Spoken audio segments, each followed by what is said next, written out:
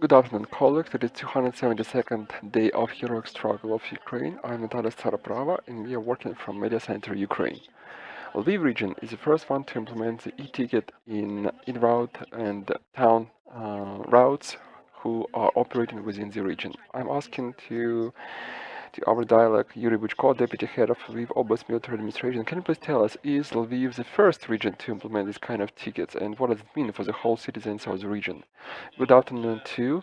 Indeed, this is the second year we have been working on a program of e-ticket. And indeed, this is not a simple question in Ukraine, especially on in routes and the bus routes. There is not nothing like this is implemented, but obviously there are e-tickets within the limit of a city.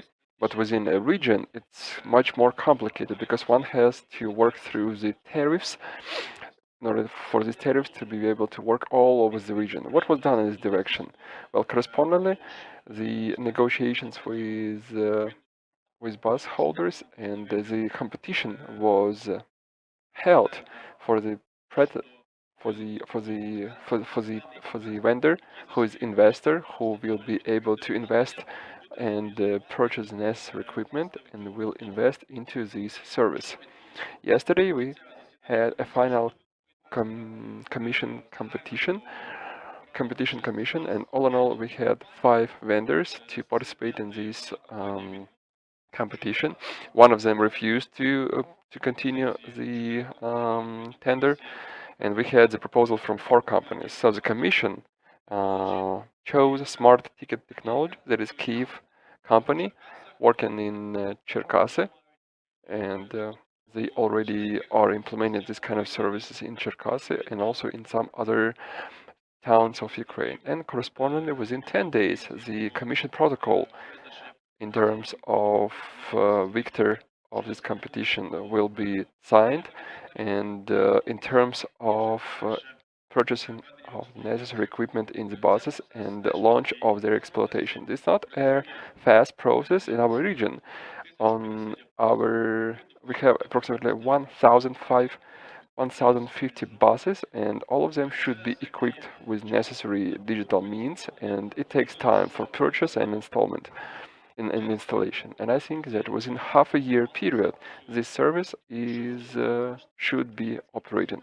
How much does this project cost? How much money does it need to equip all these buses? So in accordance with the investor proposal, they estimate this investment around 30 million hryvnias. The validator itself costs from 700 to 800 euros. If we have 1,000 buses, we can easily calculate it. So what will this allow us is primarily the services payment will be increased, and the quality of this payment will be increased. So we can enter the bus and pay for the service with any gadget or digital means. It's either card or iPhone or smartphone. So the way we see it is a passenger enters the bus. There at the very entrance to the bus, he's marking himself with a card or any other device, and he's basically fixating what bus stop he's entering, and on the way out from the bus he does the same. So the system can see the distance a passenger did, and correspondingly the necessary amount of money is withdrawn from the card. What are the conditions to implement all this?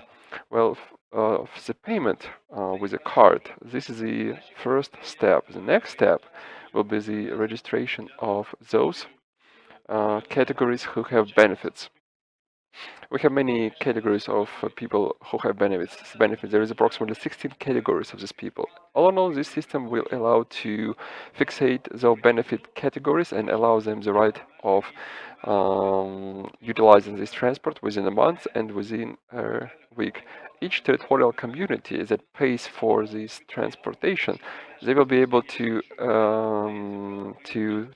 place an order that this is the amount of people on our premises who have benefits, and they are allowed to do this or that many trips.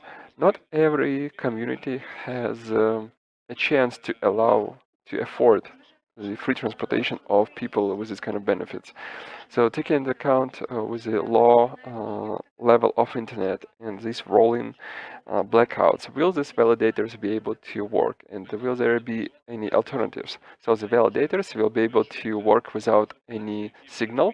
It has the chance of accumulating all the necessary information, and as soon as it hits the signal point, the payment will be done. That's the same. You go to the shop, you pay for the purchase, and only 15 minutes later, the money is withdrawn. So this is exactly the same. So, what about those people of elderly categories? Will there be necessary conditions for them to pay for the transportation in these buses? Yes, there will be a transition period implemented where one could pay with a cash. That's why we are implementing this e-ticket, to be able to step out from the cash. But this transition period will occur, and the driver will have a chance to, and we will have a tablet where he can see that yes, the cash is received, and to give the check to the passenger. So in what regions and in what regions will this be implemented? So if we're talking about the transportation means in between cities, so within the cities themselves, this system does exist. In Odessa, for example, or in Cherkasy, there is one single tariff, and the whole transportation means operate within. In those areas where the transportation network is big, it doesn't work smoothly. So correspondingly, if you're going from Lviv to, for example, to Turka town, that's more than 30, 40 stops, and it means that each stop is another tariff area. When it comes to Lviv region, will it be immediately implemented, all the validators in all of the regions? But will there be any priorities? No, it will be done within the whole region. Thank you so much. Here we had Yuriy Buchko, Deputy Head of Lviv Oblast Administration, and we're expecting that this system of electronic payment will be implemented soon. Thank you so much. And you please follow our announcements on Mediacentru Ukraine page, and follow our stay with us.